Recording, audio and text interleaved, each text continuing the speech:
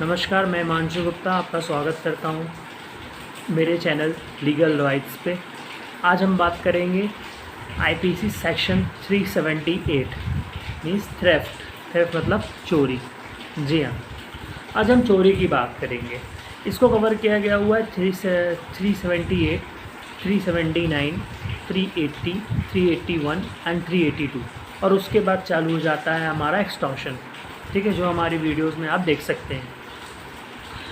अब सबसे पहले मैं आपको बेयर एक्ट की लैंग्वेज में समझाता हूँ, उसके बाद साधारणतः मोटा मोटा समझेंगे।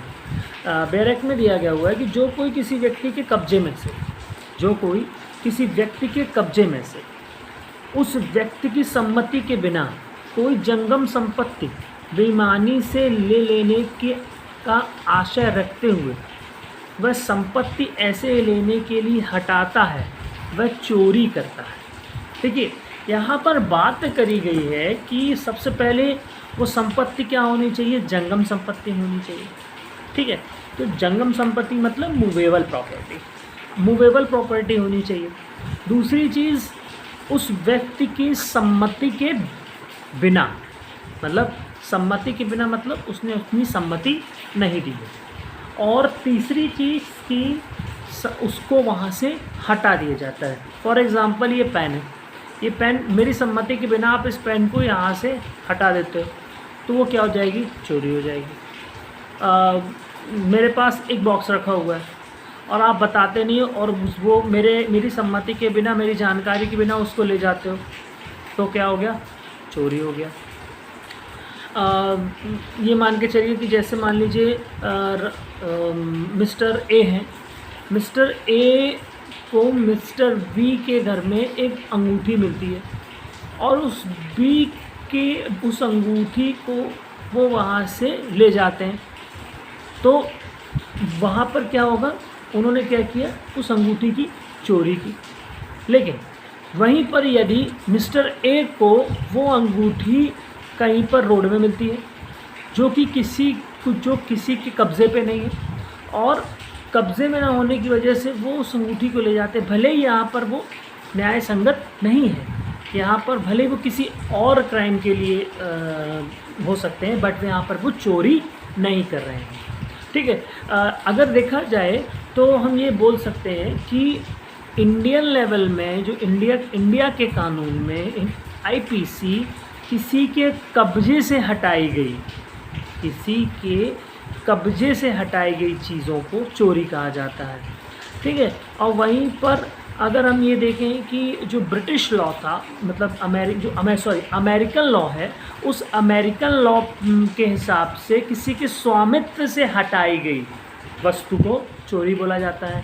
देखिए, वो कैसे, मैं इसका एग्जांपल आपको एक देता हूँ कि मान लीजिए कि राम ने श्याम से कहा कि भाई साहब, ये मेरा सोने का कटोरा है, इसको आप रखिए, मैं जा रहा हूँ किसी तीर्थ स्थल पे, जब मैं लौटूंगा तो मैं आपसे ले लूँगा। तो श्याम भाई साहब ने क्या किया कि उस कटोरे को जाके भेज दिया सोनार के पास।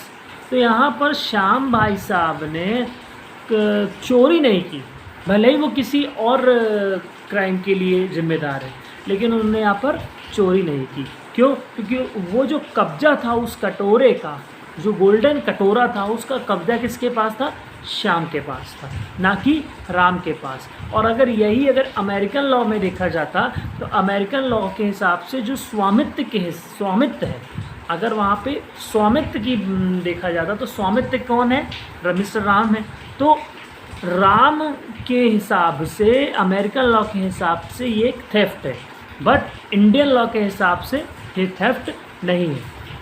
यहाँ पे कुछ पॉइंट्स हैं जिनके द्वारा हम ये कह सकते हैं कि चोरी कब साबित की जाती है। बेईमानी से संपत्ति प्राप्त करने का आशय, आपकी बेईमानी है इस सामान को, इस पेन को लेने की, तो स्वाभाविक सी बात है आपने चोरी की है। संपत्ति का जंगम होना आवश्यक है, मूवेबल प्रॉपर्टी हो, यह कि दूसरे के कब्जे से ली जानी चाहिए, दूसरे के कब्जे में थी, आपने ले ली, चोरी है। या उस व्यक्ति की सम्मति के बिना ली जानी चाहिए, आपने उसकी सम्मति नहीं ली, चोरी है।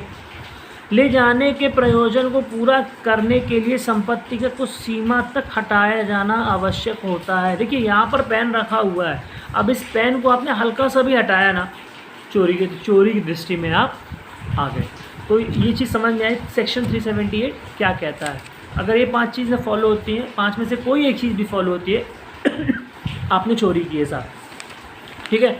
अब हम बात करते हैं सेक्शन 37। आप इसमें बैरक में जो इनके दृष्टांत दिए गए हैं उनको एक बार पढ़ लीजिएगा, बहुत इंपॉर्टेंट है। सेक्शन 379 चोरी के लिए दंड दिया गया है। जो कोई चोरी करेगा वह दोनों में से किसी भांति के कारावास से जिसकी अवधि 3 वर्ष तक की हो सकेगी या जुर्माने से या दोनों से दंडनीय किया जाएगा।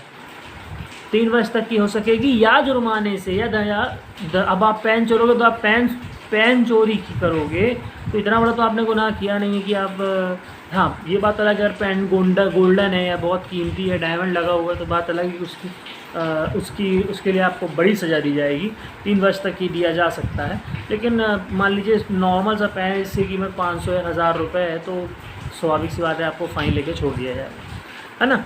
अब निवास गृह आदि में चोरी, सेक्शन 380 बोलता है जो कोई ऐसे किसी निर्माण तंबू या जलयान में चोरी करेगा जो निर्माण तंबू या जलयान मानव निवास के रूप में या संपत्ति के अभिरक्षा के लिए उपयोग में आता हो तो वह दोनों में से किसी भांति के कारावास है जिसकी अवधि 7 वर्ष तक की हो सकेगी दंडित किया जाएगा और जुर्माने से भी दंडनीय होगा। मतलब अगर आप किसी के तंबू में जाते हैं, किसी के घर में जाते हैं, किसी की दुकान में जाते हैं, मतलब किसी के इस ऐसे स्थल पे जाते हैं जहाँ पे कोई मानव निवास करता है, चाहे वो जलयान हो चाहे ऐसी जहाँ पे मानव निवास करता है, तो वहाँ पर आपको क्या होगा 7 वर्ष तक की आपको सज़ा मिल सकती है। मतलब जो सज़ा की सीमा है वो बढ़ा दी गई है यदि आप किसी के घर जाकर चोरी करते हैं तो।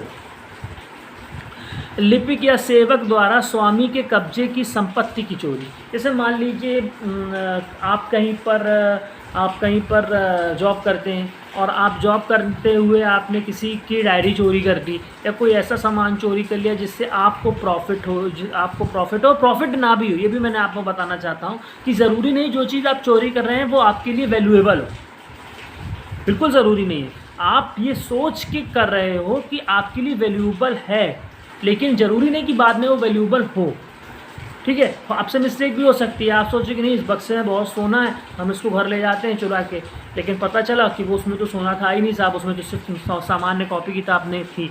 आप ये नहीं बोल सकते हो कि साहब मैं तो ये सोच रहा था कि इसमें तो सोना है तो मैं तो चोरी का हकदार हुआ ही नहीं भाई, आपकी मंशा थी कि आपने ये सोच के चोरी की कि इसमें सोना है, इसमें कुछ बड़ा खजाना है, भले उसमें हो या ना हो, ठीक है। मतलब ये चीज़ नहीं देखी जाएगी कि वो चीज़ बाद में आपकी चोरी करने के बाद वो चीज़ वैल्यूएबल है या नहीं। चोरी है मतलब चोरी है। फिर चोरी करने के लिए मृत्यु उपाधि या अवरोध कारित करने की तैयारी के पश्चात चोरी। देखिए मान लीजिए आप चोरी करने जाते हैं किसी घर में, और जब आप घर में चोरी करने जाते हैं तो आप ये सोच तैयारी से जाते हैं, रिवॉल्वर रख के जाते हैं, डंडा लेके जाते हैं, या कुछ ऐसी तैयारी करके जाते हैं कि अगर सामने वाले ने मुझे रोका तो मैं उसको मार दूंगा, इसको गौरवपति हो गया, फिर उसकी हत्या हो जाएगी। अगर ऐसा कुछ कार्य भी अगर आप करते हैं, तैयारी रहती है आपकी, ये समझ में आती है कि सामने वाला तैयारी से आया था, चोरी करने आया था, तैयारी से आया था, तो उस जगह पे क्या होगा कि उसको उपपत्ति या अवरोध का भय कारित करने की तैयारी करके, तैयारी मतलब आप भय भी कारित करते हैं करेगा तो वह कठिन कारावास से जिसकी अवधि 10 वर्ष तक की हो सकेगी दंडित किया जाएगा और जुर्माने से भी दंडनीय होगा, ठीक है। तो यहाँ पर हमने ये चीज़ समझ में आई कि चोरी क्या होती है। चोरी के बाद हमने समझा कि चोरी का दंड क्या होता है, ठीक है। चोरी घर में की जाए तो क्या होगा, चोरी अगर आप किसी कहाँ काम कर रहे हैं, आप उसके यहाँ वर्कर हैं, तो आपने चोरी की तो क्या होगा, और अगर आप चोरी करने जा रहे हैं और आप तैयारी से जा रहे हैं तो क्या होगा, ठीक है। यहाँ पे हमने चोरी का एक कॉलम कवर किया। अब इसके नेक्स्ट वीडियो में हम उद्यापन मीन्स एक्सटॉर्शन के बारे में बात करेंगे। Thank you.